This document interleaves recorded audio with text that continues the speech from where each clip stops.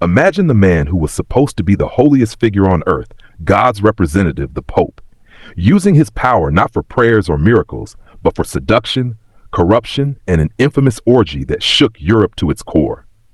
This isn't fiction. This is the true story of Pope Alexander VI, the most scandalous pope in history. Call to action. But before we dive into the darkness of the Vatican's past, if you're passionate about uncovering hidden truths of history, then make sure to like this video, subscribe to Storybro YT, and turn on the bell icon, because every week we bring you the stories history tried to bury. Our story begins not in Rome, but in Spain. Rodrigo Borgia, born in 1431, came from a powerful and ambitious family. From the very beginning, Rodrigo was raised not as a humble servant of God, but as a man who understood that religion and politics could be used as weapons. His uncle, Alfonso de Borgia, had already become Pope Calixtus III, and through this connection, young Rodrigo entered the Vatican's circle of influence. But Rodrigo wasn't remembered for his piety. He was remembered for his charm, his ruthlessness, and his insatiable appetite for wealth, for power, and for flesh. By the time he became a cardinal, he already had mistresses, illegitimate children, and a reputation that scandalized many in Rome. Yet in a world where the church was drowning in corruption, Rodrigo Borgia was not an outlier. He was simply the boldest. In 1492, after the death of Pope Innocent VIII, the papal throne was up for grabs. Rodrigo saw his chance, but he didn't win by holiness. He bought his way in. Using gold, land, and promises of power, he bribed cardinals in a way that stunned even the corrupt standards of the Renaissance church. And it worked. Rodrigo Borgia became Pope Alexander VI. But instead of cleansing the church, Alexander dragged it deeper into sin. His Vatican was not a sanctuary, but a palace of lust, politics, and betrayal. And at the heart of his scandal was one night, an orgy so infamous it became known as the Banquet of Chestnuts. But before we reach that night, we must understand the world he created, the family he raised, and the enemies who would try and fail to stop him. When Rodrigo Borgia took the papal throne as Alexander VI, Rome quickly transformed. The Vatican, once imagined as a sacred center of faith, became a fortress of indulgence. Power was sold, favors were exchanged, and every position in the church, from priesthood to bishopric, could be bought with enough gold. But money was not his only currency. Alexander also used his family as pawns in a dangerous game of alliances. His daughter, Lucrezia Borgia, became infamous not just for her beauty, but for how her father used her in political marriages, discarding husbands when they were no longer useful. His son, Cesare Borgia, became a ruthless military commander, feared for his cruelty and admired for his ambition. Together, the Borgias embodied the darkest side of the Renaissance: intellect, power, and seduction fused with corruption and bloodshed. The Pope himself did not hide his desires. He openly acknowledged his children, something shocking for a man meant to live in celibacy. He kept mistresses in the Vatican, and his banquets became legendary for their extravagance. At these gatherings, priests, nobles, and even cardinals were seen mingling not in prayer, but in feasts of wine, gold, and forbidden pleasures. Rome whispered that the very heart of Christianity had been poisoned. One event stood above all others, an orgy whispered about for centuries. In 1501, within the Apostolic Palace, Alexander hosted what would be remembered as the Banquet of Chestnuts. It began like a feast, tables overflowing with food, fountains running with wine. But as the night deepened, morality collapsed. Servants scattered roasted chestnuts across the floor, and courtesans, 50 of them, crawled on hands and knees to pick them up, while guests watched, cheered, and wagered on which woman could collect the most. And this was only the beginning. The night turned into an orgy where even cardinals joined in, the Pope himself watching as sacred vows dissolved into animalistic indulgence.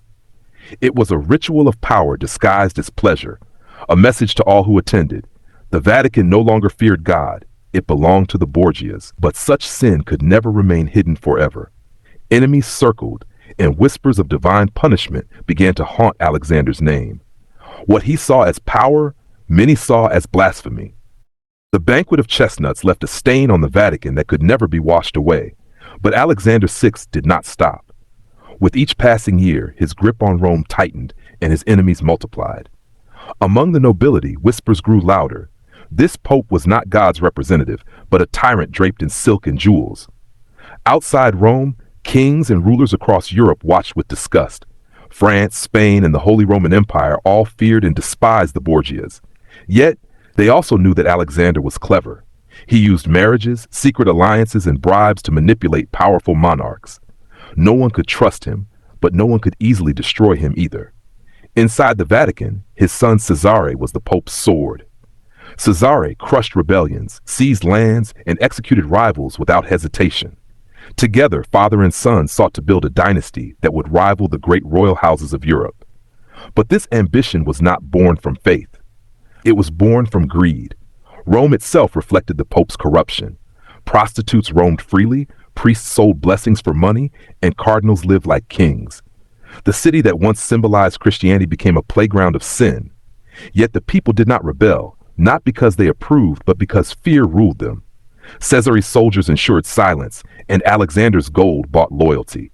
But every empire of corruption eventually cracks. By the year 1503, Alexander's enemies saw their chance. Rumors spread that he and Cesare had plotted to poison a wealthy cardinal and seize his fortune. The Pope's greed, once a weapon, became his curse. At a feast, a cup was served, and within days, Alexander VI fell ill. Some claimed the poison had been meant for his victim but was accidentally consumed by the Pope himself. What followed was grotesque. The man who had lived in luxury now rotted in agony. His body swelled, blackened, and stank so foul that servants could barely remain in the room. Rome's people whispered it was divine punishment, God's judgment for the sins he had committed. When he finally died, no one mourned. Cardinals plotted their next moves, nobles celebrated, and Rome breathed a sigh of relief. The Pope, who had turned the Vatican into a palace of corruption, was gone. But the scars he left behind remained for centuries.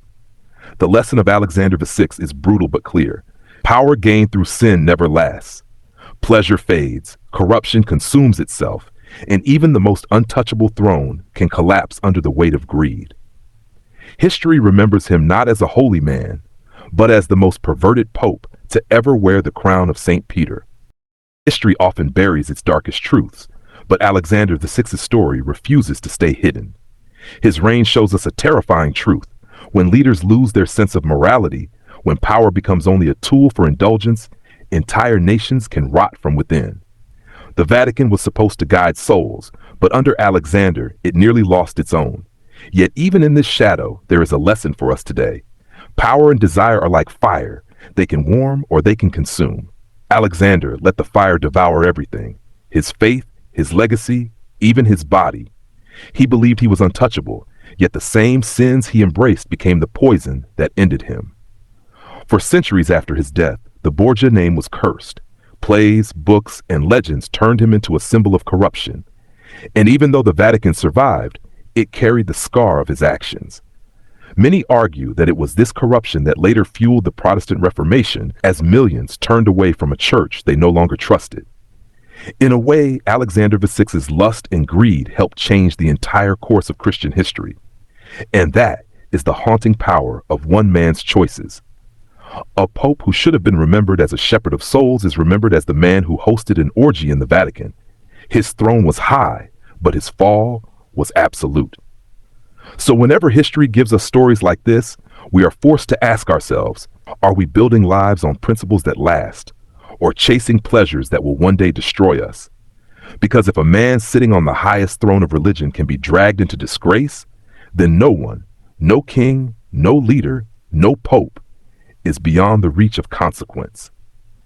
If you found this story eye-opening, make sure to like the video, subscribe to Storybro YT, and share this with someone who loves hidden history. And let me know in the comments, should I uncover more dark tales of forbidden power from the past?